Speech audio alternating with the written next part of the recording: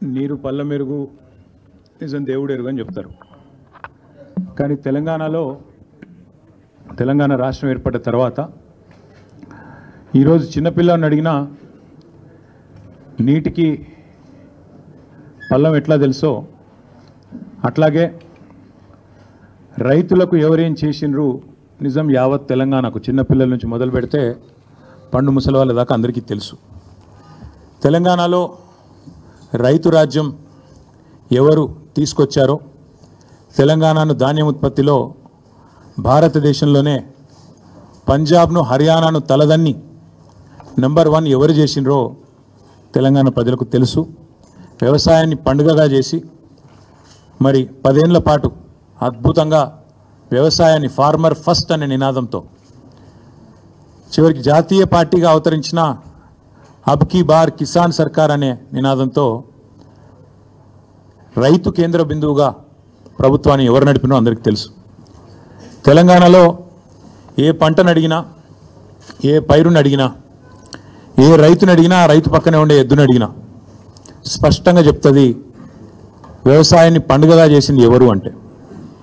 కాకపోతే జగమెరిగిన సత్యాన్ని అర్థం చేసుకోలేని వాడిని చవట అంటారు, నిజం తెలిసినా కూడా ఒప్పుకోనని రేవంత్ రెడ్డి అంటారు. అట్లా అయిపోయింది వాళ్ళ పరిస్థితి. అన్నీ తెలుసు, తెలియదని కాదు, తెలివి తక్కువ అని కాదు, లేదా అర్థం కాదని కాదు, తెలిసి తెలియనట్టు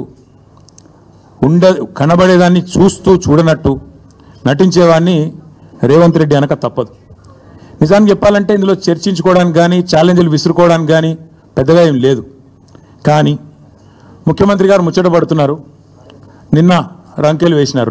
రొటీన్గా ఆయన పాపం సభ పెట్టినాడు అంటే 4 బూతులు, 5 ఛాలెంజ్లు, 6 తొడలు కొట్టే డైలాగులు, 2 గుడ్డలు ఊడదీస్తా అని 2 మళ్ళీ భాషణాలు, వాగ్భూషణాలు. ఈ టైప్లో శరామామూలుగా గత 18 నెలలుగా టైంపాస్ కార్యక్రమం ఏదైతే నడుస్తుందో ముఖ్యమంత్రి ముచ్చటపడుతుండు. కాబట్టి ఇప్పుడైనా ఎప్పుడైనా ఎక్కడైనా మేము రెడీ చర్చకు. నిన్న ముఖ్యమంత్రి గారు పేరు తీసుకొని మరీ పిలిచిండు. కేసీఆర్ వస్తాడా, కేటీఆర్ వస్తాడా, రాండ్రి అన్నాడు. నీకు కేసీఆర్ అంత లేదు కానీ మేము చాలు నీకు, వస్తాం, మీరు ఎక్కడ పెడతారో పెట్టండి, వస్తాం. కాకపోతే మేమంటే ఎప్పటికప్పుడు రెడీగా ఉంటాం, ఎందుకంటే ఇలా 10 ఏళ్ళు మునిగి తేలిన వాళ్ళం కాబట్టి మేము ఎప్పుడు రెడీ. కాకపోతే మీకు కొద్దిగా ప్రిపరేషన్ టైం కావాలి, మాకు తెలుసు. ఎందుకంటే మీ మంత్రులు గతంలో కూడా మేము శాసనసభలో మీరు ప్రతిపక్షంలో ఉన్నప్పుడు కూడా చర్చ పెడతామంటే మేము ప్రిపేర్ అయ్యి రాలేదండి అంటారు. ముఖ్యమంత్రి గారు అయితే ఆయనకు తెలుసు, మీకు పాపం బూతులు తిట్టడమేమో ఈజీ, చాలా ఈజీ కదా. బూతులు మాట్లాడడము, డైలాగులు కొట్టడం, గుడ్డలు ఉడదీస్తా అనడము, గుడ్డలు ఉడదీస్తేనే ఇందిరమ్మ గొప్పతనం తెలుస్తుంది అనడము, ఇవన్నీ చాలా ఈజీ. కానీ ముఖ్యమంత్రి గారికి నేను ఎందుకు 72 గంటలు టైం అంటున్నా అంటే, మళ్ళీ మీరు అక్కడికి చర్చకు వచ్చి బేసిన్లు బెండకాయలు అని చెప్పి ఆయనతో ఉన్న పరువు తీసుకుంటే తెలంగాణ ముఖ్యమంత్రి పరువు పోతుంది. ఇప్పటికే మీరు ఎంత సిగ్గుమాలిన వ్యక్తో ఇప్పటికే అందరికి అర్థమైపోయింది. ఎవడన్నా అడుగుతాడండి ముఖ్యమంత్రి, దేవాదుల గోదావరి బేసిన్లు ఉన్నదా అని అడిగే పరిస్థితి ముఖ్యమంత్రిది. బేసిన్ తెలియదు, బెండకాయ తెలియదు. దాంతోపాటు ఇంకా దరిద్రం ఏంటంటే నల్లమల పులి అని చెప్పుకుంటాడు. నల్లమల తెలంగాణలోనే ఉంది కదా అని అడుగుతాడు మీటింగ్లో. అంటే ఇంత నికృష్టమైన వ్యక్తి కాబట్టే కొద్దిగా ప్రిపేర్ అయ్యేందుకు టైం వారికి 72 గంటల సమయం ఇస్తా ఉన్నాం. లేదు ముఖ్యమంత్రి గారు కనుక ముచ్చటపడి లేలే మా సొంత ఊరికే రండి కొండారెడ్డిపల్లి కంటే అక్కడికైనా వస్తాం, లేదు మా సొంత నియోజకవర్గం కొడంగల్లో పెడతా నేను అంటే నీ ఇష్టం, అక్కడైనా పెట్టు. లేదు మా నాయకుడు కేసీఆర్ గారి సొంత ఊరు చింతమడకకు వస్తావా, అక్కడ రెడీగా ఉంటాం. లేదు మా నాయకుడు కేసీఆర్ గారి నియోజకవర్గం గజ్వేలు, అక్కడికి వస్తావా, నీ ఇష్టం. ఊరు నీ ఇష్టం, ప్లేస్ నీ ఇష్టం, సమయం డేటు అన్నీ నీ ఇష్టం. నేను రెడీ, మా పార్టీ తరపున నీ సవాల్ను స్వీకరిస్తూ ఉన్నాం. ఇందులో ముఖ్యమంత్రి గారి తరపున మరి ముఖ్యమంత్రి గారు ఇచ్చిన సవాల్ను పార్టీ తరపున నేను స్వీకరిస్తూ ఉన్నా. వాస్తవాలు చెప్పాలి అంటే దశాబ్దాలుగా దగాబడ్డ తెలంగాణను కేసీఆర్ గారి నాయకత్వంలో ముఖ్యంగా వ్యవసాయము, సాగునీటి రంగంలో ఎట్లాంటి విప్లవం సృష్టించినామో ప్రజలందరికీ ఇప్పటికే వారి అవగాహనలో ఉంది, వారి అవగతంలో ఉంది, వారి అనుభవంలో ఉంది. అయినప్పటికీ కొన్ని విషయాలు గుర్తు చేయాల్సిన బాధ్యత మా మీద ఉన్నది. ఆనాడు సమైక్య రాష్ట్రంలో తెలంగాణను నీళ్ళు ఇవ్వక ఎండబెట్టినారు కాబట్టే, కరెంట్ ఇవ్వక కాల్చక తిన్నారు కాబట్టే తెలంగాణ ఉద్యమం పుట్టింది. నీళ్లు నిధులు నియామకాలు అనే ఒక నినాదంతో ఆనాడు మేము ఉద్యమాన్ని నడిపాం. ఈరోజు ముఖ్యమంత్రి గారు కూడా అదే నినాదంతో పనిచేస్తున్నారు. నీళ్ళేమో ఆంధ్రాకు పంచుతున్నారు, ఆంధ్రాకు పంపుతున్నారు, బనకచెర్ల పేరిట ఇంకో పేరిట. నిధులేమో ఢిల్లీకి పంపుతున్నారు. ఇక నియామకాలు మీకు తెలుసు, ఆయన అనుయాయులకు ఆయన తొత్తులకు కొంతమందికి నియామకాలు మాత్రం ఇచ్చుకొని బ్రహ్మాండంగా వాళ్ళతో తెల్లారలేస్తే మమ్మల్ని తిట్టించే కార్యక్రమం మాత్రం చేస్తూ ఉన్నాడు. వాస్తవం ఏంటి అంటే స్వతంత్ర భారతదేశ చరిత్రలో 78 ఏళ్ల భారతదేశ స్వాతంత్రానంతరం ఏ ప్రభుత్వము కూడా కేసీఆర్ గారి ప్రభుత్వం చేసినంతగా రైతులకు ఎన్నడూ సాహసోపేతమైన కార్యక్రమాలు తీసుకోలేదు అనేది అక్షర సత్యం.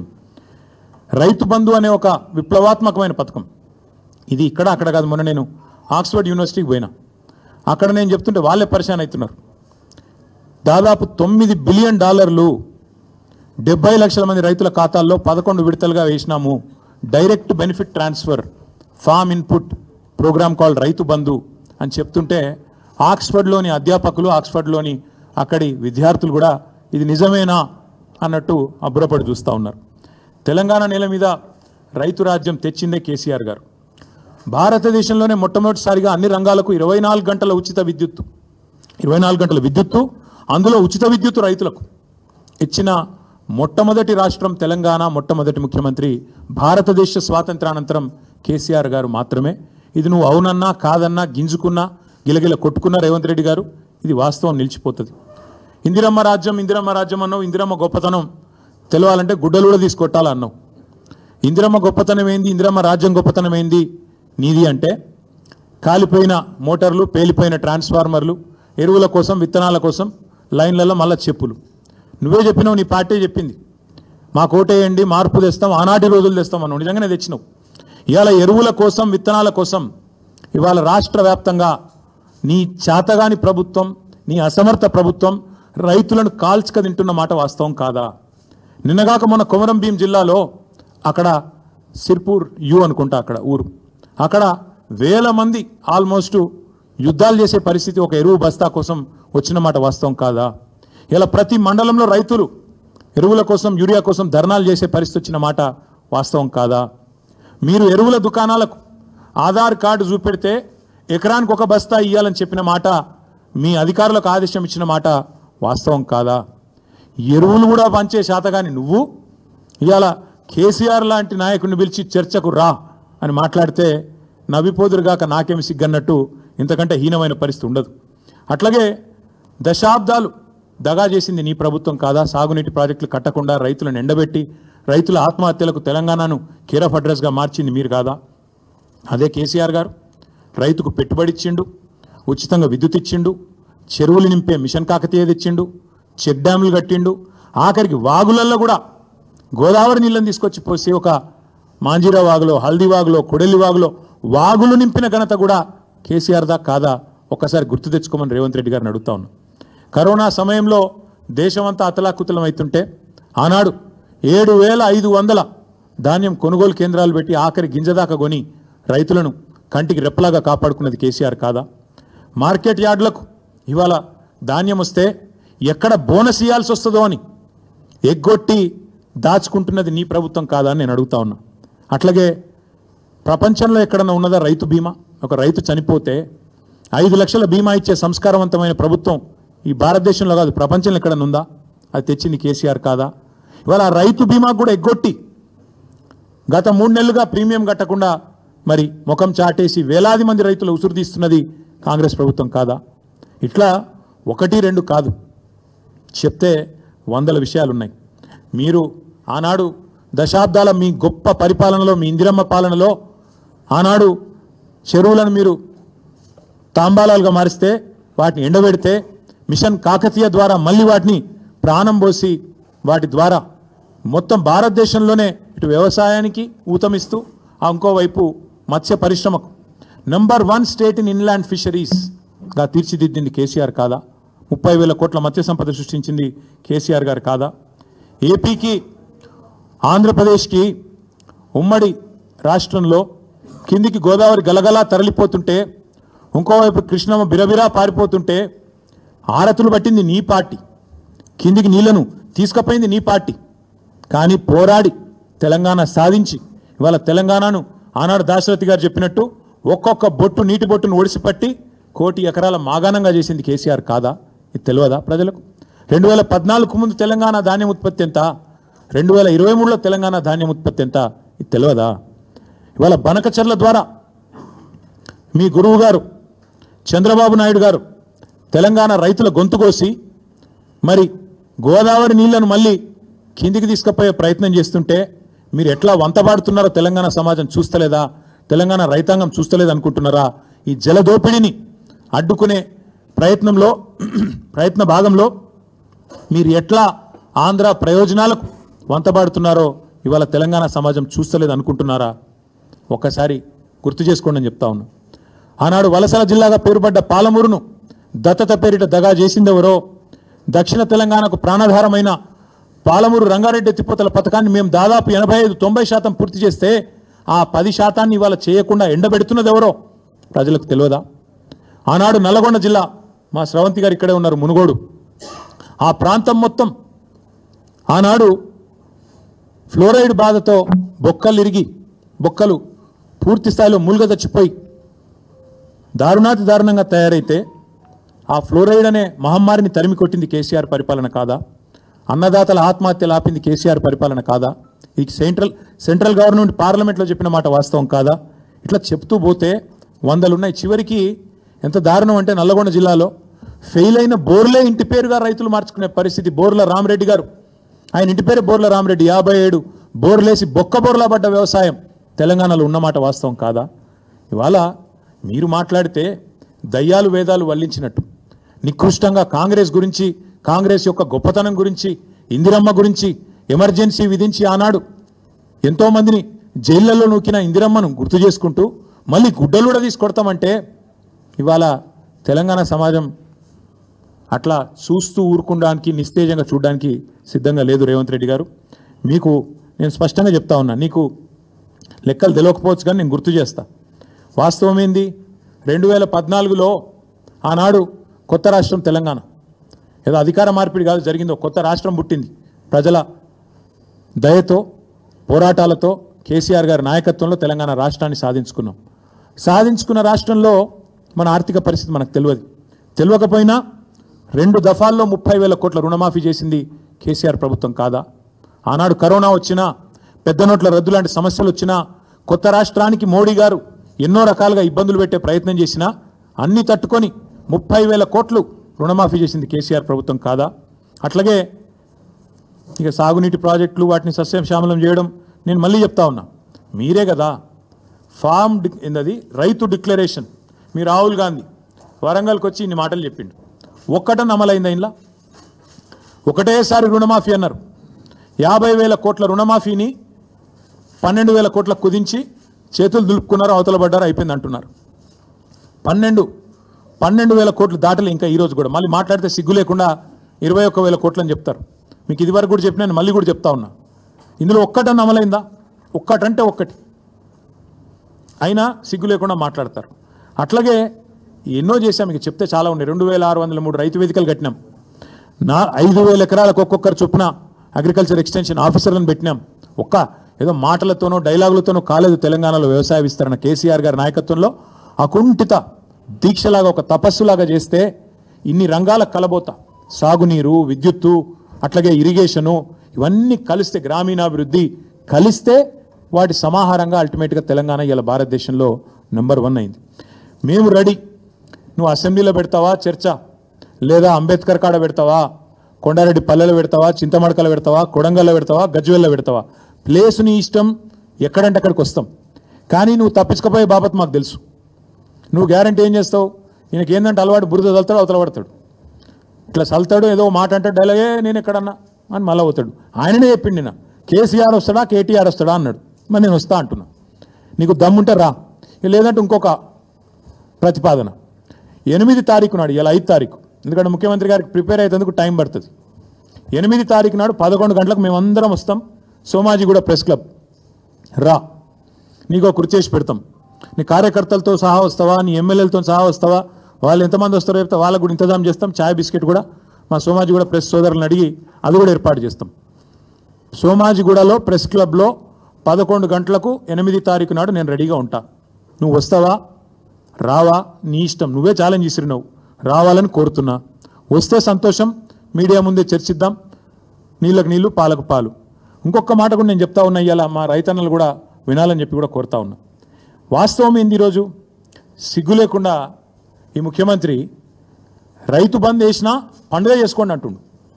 మొన్ననే మా ప్రశాంత్ రెడ్డి గారు, జగదీష్ రెడ్డి గారు ఇక్కడ చెప్పినారు, మేము ఒకసారి వేయలేదు, 11 సార్లు మొత్తం 73,000 కోట్ల రూపాయలు రైతుల ఖాతాల్లో వేసినాం. కానీ ఎన్నడూ గింత హడావుడి గింత ఆర్భాటం అయితే చేయలేదు. ఒక్కసారి వేసి 4 పంటలకు గాను ఒక్క పంటకేసి దానికే పండుగ చేసుకోకండి అంటున్నాడు. వాస్తవం ఏంది అసలు? ఇవాళ రైతులకు ఎగ్గొట్టిందంతా, యాక్చువల్గా ఇచ్చిందంతా రేవంత్ రెడ్డి ప్రభుత్వం. మీరు చెప్పింది ఏంది అసలు, ఇచ్చింది ఏంది? మీరు చెప్పింది ఏంది?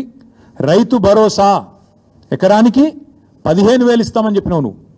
కేసీఆర్ 10,000 ఇస్తున్నాడు బిచ్చం వేసినట్టు, నేను 15,000 ఇస్తా అన్నావు. కేసీఆర్ 2 పంటలకు ఇస్తున్నాడు, నేను 3 పంటలకు ఇస్తా అన్నావు. ఇవాళ ఏం చేస్తున్నావు మరి? ఇచ్చినావా ఎక్కడైనా 15,000?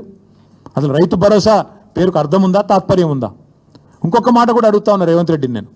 నువ్వే కదా ఉత్తరం రాస్తే కౌలు రైతులకు 22 లక్షల మంది కౌలు రైతులకు ఉత్తరం రాసిండి మొగోడు.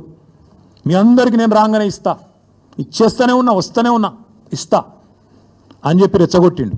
ఇవాళ అసలు రైతులకు ఎగ్గొట్టింది, పట్టదారులకు ఎగ్గొట్టింది ఈ 4 పంటలు కలిపి 24,000 కోట్లు, కౌలు రైతులకు ఎగ్గొట్టింది 15,000 కోట్లు. మొత్తం కలిపితే ఈ ప్రభుత్వం ఒక్క రైతు బంధులనే ఎగ్గొట్టింది 39,000 కోట్లు. ఎట్లా లెక్క అంటారా మీరు? ఆ లెక్క కూడా నేను తీసుకొచ్చినా, మీరు చూసుకోవచ్చు. ఒక్కొక్క ఎకరానికి ఎంత ఎగ్గొట్టిండు, మొత్తం కలిపి 39,000 కోట్లు ఎగ్గొట్టిండు ఒక రైతు బంధుల్నే. ఇక రైతు రుణమాఫీ తీసుకుంటే అక్కడ దాదాపు 38,000 కోట్లు ఎగ్గొట్టిండు. 50,000 కోట్ల లెక్కను 12,000కు రౌండ్ ఆఫ్ చేసి ఆడొక 38,000 కోట్లు ఎగ్గొట్టిండు. రైతు బంధులో ఇంకో 39,000 కోట్లు ఎగ్గొట్టిండు. ఎట్లా అంటారా? 2023-24 రబీలో ఒక్కొక్క ఎకరానికి ఆనాడు 2,500 ఎగ్గొట్టిండు, 5,000 ఇచ్చి చేతులు దులుపుకున్నాడు. అప్పుడే ఎలక్షన్ అయిందన్నాడు. అప్పుడు కేసీఆర్ గారు పెట్టిన 7,500 కోట్లు ఇచ్చిండు. ఇచ్చి 2,500 ఎకరానికి అప్పుడే ఎగ్గొట్టిండు. తర్వాత ఒక పంట అయితే మొత్తానికి ఎగ్గొట్టిండు. ఎందుకంటే కేసీఆర్ ఏమో నాట్లు వచ్చినప్పుడు వేసేది, నాట్లు వేసేటప్పుడు రైతు బంధు చేసేది, ఈయన ఓట్లు వేసేటప్పుడు వేస్తాడు, తర్వాత వేయడు. మా రైతు సోదరులకు నేను చెప్తున్నా, మళ్ళీ ఓట్లు దాటినాయంటే తర్వాత రైతు బంధు ఉండదు. దానికి రైతు బంధుకు రామ్ మర్చిపోండి. రేవంత్ రెడ్డి గారి ప్రభుత్వం రైతు బంధును ఎగ్గొడుతుంది, ఏదో ఒకటి చెప్పి తప్పించుకుంటుంది. ఈ 2024-25లో అన్నాడు మొత్తం 23-24 వానాకాలంలో రబీల్నేమో 5,000 ఇచ్చిండు. మొత్తం 23-24 వానాకాలం ఏమో మొత్తానికి ఎగ్గొట్టిండు 7,500. అటెనక 2024-25 దానిలో కూడా మొత్తం ఎగ్గొట్టిండు 7,500. మొన్న మళ్ళీ 1,500. అంటే మొత్తం కలిపితే ఒక్కొక్క ఎకరానికి 19,000 బాకీ రేవంత్ రెడ్డి ప్రభుత్వం ఒక రైతు బంధుకి. అంటే మొత్తం కలిపితే 1,52,00,000 ఎకరాలకు తీస్తే లెక్క మొత్తం కలిపి ఇప్పుడు నేను చెప్పిన 39,000 కోట్ల రూపాయలు ఎగ్గొట్టింది కాంగ్రెస్ ప్రభుత్వం. టోటల్గా అన్నదాతకు సున్నం పెట్టింది కాంగ్రెస్ ప్రభుత్వం. అట్లాగే ఇక ఆయన చెప్పిన మాటలు, ఎవరు రాహుల్ గాంధీ రుణమాఫీ అన్నాడు, ఏకకాలంలో చేస్తామన్నాడు. డైలాగులు తొడలు కొట్టుడు, మెడలు కొట్టుడు, ఉరుకుని తెచ్చుకోండి, నేను వస్తూనే ఉన్నా, వేస్తూనే ఉన్నా అన్నాడు. 49,500 కోట్లను కుదించి కేవలం దాన్ని రౌండ్ ఆఫ్ చేసి ఆఖరికి ఇలా 20,000 కోట్లు చేసినామని బయట చెప్తారు. నిజానికి ఇచ్చింది మాత్రం ఇప్పటికి 12,000 కోట్లు మాత్రమే. అక్కడ ఎగ్గొట్టిండు. అట్లే రైతు కూలీలకు మోసం, 500 బోనస్ అని అక్కడ మోసం, కౌలుదారులకు మోసం, ఆఖరికి పంటలు కొనక అది కూడా మోసం. కొంటే బోనస్ ఇవ్వాలి కదా, మొదలు వడ్లన్నిటికి ఇస్తామన్నారు, దొడ్డు వడ్లకు బోనస్ అని చెప్పిండ్రు. కానీ ఆఖరికి ఏం చేసిండ్రు, సన్న వడ్లకు అన్నారు. ఆ సన్న వడ్లకు గుడి ఇవ్వలేదు. ఆఖరికి మొత్తం మార్కెట్కి తెచ్చిన ధాన్యం 30% కూడా కొనలేదు. ఇది వాస్తవం. ఇక చెప్తా పోతే చాలా ఉన్నాయి, కానీ నేను ఒకటే చెప్పేది, ఇట్లా ఎన్నో రకాలుగా ఈ రైతులను మోసం చేసి ఈరోజు రాష్ట్రంలో ఉండే నిరుద్యోగులు ఇంకా పెద్ద జోకు, 60,000 తలకాయలు లెక్క పెడతారటిన మందికి పుట్టిన బిడ్డలు మా బిడ్డలు అని చెప్పుకునే బాపతు.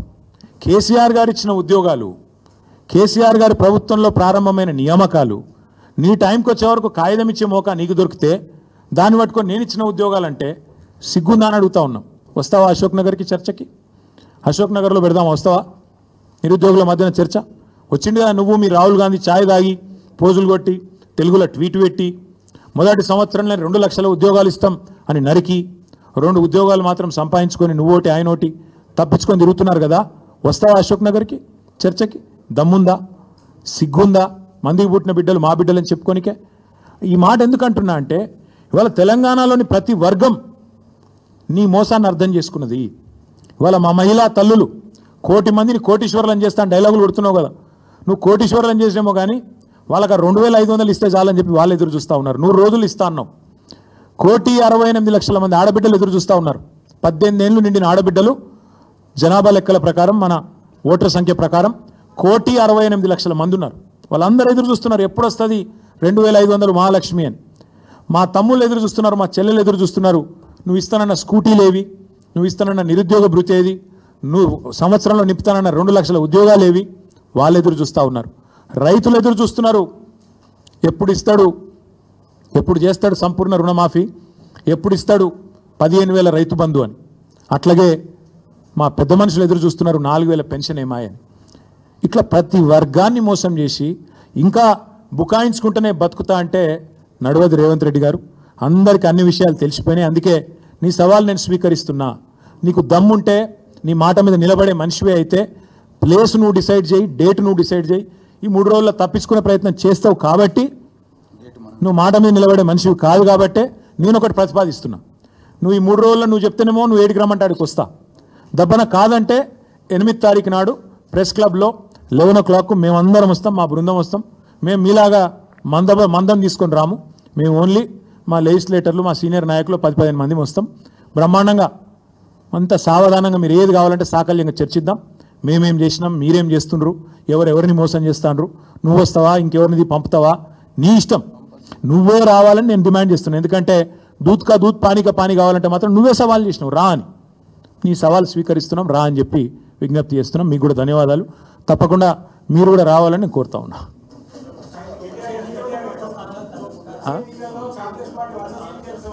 వందావని బోందా నువ్వు మీరు పిచ్చోళ్ళు వందనట. ఆయన సొంత కాన్స్టిట్యున్సీలనే ఇప్పుడు జెడ్పీటీసీలు గెలుతారో లేదు, పెట్టమని రాదు, ఎలక్షన్లు తెలుస్తుంది. నేను ఏమంటున్నా అంటే మాటలు కోటలు దాటుతాయి. రేవంత్ రెడ్డి ఇంకా కూడా పడిపోతారా, నాకు అర్థం కాదు. మీరు కూడా మాటలకు ఈయన ఈ మాటలు చెప్పి ఆ కుర్చీలో కూర్చున్నాడు. ఏదో అది చెప్పి ఇది చెప్పి 420 అడ్డమైన హామీలు ఇచ్చి ఢిల్లీకి వెళ్ళి టూరిస్టులను తీసుకొచ్చి ఈ డిక్లరేషను ఆ డిక్లరేషను. నేను ఒక్కటి అడుగుతున్నా, 100 సీట్లు గెలవాలి. ఎట్లా గెలవాలి? ప్రజలు ఓట్లు వేయాలి. ఎవరు ఓట్లు వేయాలి? దళిత బంధు రేవంత్ రెడ్డి గారి ద్వారా అందుకున్న దళితులు ఓట్లు వేయాలనా? ఎస్సీ ఎస్టీ డిక్లరేషన్ అమలు చేసినందుకు, 12 లక్షల అభయహస్తం ఇచ్చినందుకు దళితులు గిరిజనులు వేయాలనా? 4,000 పెన్షన్లు ఇచ్చినందుకు ముసలోళ్ళు వేయాలనా? 2 లక్షల ఉద్యోగాలు ఇచ్చినందుకు పిల్లలు వేయాలనా? లేకపోతే నువ్వు 2,500 ఇస్తున్నందుకు మహిళలు వేయాలనా? ఎవడేయాలి నీకు ఓటు? లేకపోతే నువ్వు ఎగ్గొట్టినందుకు రైతు బంధు రైతులు వేయాలనా? ఎవడేయాలి? ఎందుకు వేయాలి? ఏ వర్గం సంతోషంగా ఉంది? చచ్చిపోతున్న ఆటో డ్రైవర్లు వేయాలనా నీకు ఓట్లు? ఎవరు వేయాలి? ఏ వర్గం సంతోషంగా ఉంది తెలంగాణలో? ఒకటే ఒక వర్గం సంతోషంగా ఉంది. రేవంత్ రెడ్డి ఆయన తొట్టి గ్యాంగ్ ఒకటి ఉంటుంది, పేర్లు చెప్పండి చెప్తా కానీ ఇప్పుడు వద్దు, మరోసారి చెప్తా. ఆ తొట్టి గ్యాంగ్ మాత్రం బాగా భయంకరమైన దోపిడీ, దండుపాలెం ముఠా లెక్క దోచుకునే పనులు వాళ్ళు మాత్రం సంతోషంగా ఉన్నారు. బిల్డర్లను గోకుడు, కాంట్రాక్టర్లను గీకుడు, ఆ పనిలో మాత్రం ఫుల్ ఉన్నారు, బిజీగా ఉన్నారు. నేను ఒక్కటి అడుగుతున్నా బ్రదర్, ఒక్క కొత్త స్కీమ్ అమలు కాదు, ఇచ్చిన ఒక్క మాట నెరవేరదు. కానీ ఇప్పుడు అప్పు, రాష్ట్ర ప్రభుత్వం యొక్క అప్పు 2 లక్షల కోట్లకు చేరుతుంది. ఏడబోతున్నాయి పైసలన్నీ? బడ్జెట్ కాకుండా 2 లక్షల కోట్ల అప్పు. రైతు బంధు రాదు, రుణమాఫీ సంపూర్ణంగా జరగదు, మహిళలకు 2,500 రాదు, పెద్ద మనుషులకు పెన్షన్ 4,000 రాదు, ఒక ఇల్లు కట్టింది లేదు, ఒక చెక్ డ్యామ్ కట్టింది లేదు, ఒక చెరువు తవ్వింది లేదు, ఒక ఇటుక పెట్టింది లేదు. ఏడబోతున్నాయి పైసలన్నీ? మొత్తం మంచిగా ఢిల్లీకి టింగ్ టాంగా ఇదానే కదా టకీమని చెప్పి ఢిల్లీలో మాత్రం రాహుల్ గాంధీ ఖాతాల, ఖార్గే గారి ఖాతాల, ప్రియాంక ఖాతాల, కేసీ వేణుగోపాల్ ఖాతాల పే సీఎం గారు తెలంగాణను ఏటీఎంగా మార్చి అద్భుతంగా నడుపుతున్నాడు. ఈయనను ఇవాళ మా సోషల్ మీడియాలో పెట్టుకున్న ముద్దు పేరు పే సీఎం. పేటీఎం అని ఒక యాప్ ఉంటుంది, మీకు ఐడియా ఉండొచ్చు. ఈయన పేరేమో పే సీఎం గారు మంచిగా తెలంగాణను ఏటీఎంగా మార్చిండు. టకీమని ఏఐసీసీలో మాత్రం మూత మోగుతాంది. కొత్త బిల్డింగులు కడతాండ్రు, కొత్త ఆఫీసులు తెరుస్తాండ్రు. ఈయన పదవి మాత్రం బ్రహ్మాండంగా ఉన్నది, కాపాడుకుంటాడు. గది తప్ప ఓటేస్టోడైతే ఈయనకి ఇక్కడ ఎవడు కూడా లేడు. వందనా వాని బొందనా అని అందుకే అన్న. ముఖ్యమంత్రి గారంటే గౌరవం ఉంది, కానీ ఇక ఆ మాట అనక తప్పలేదు.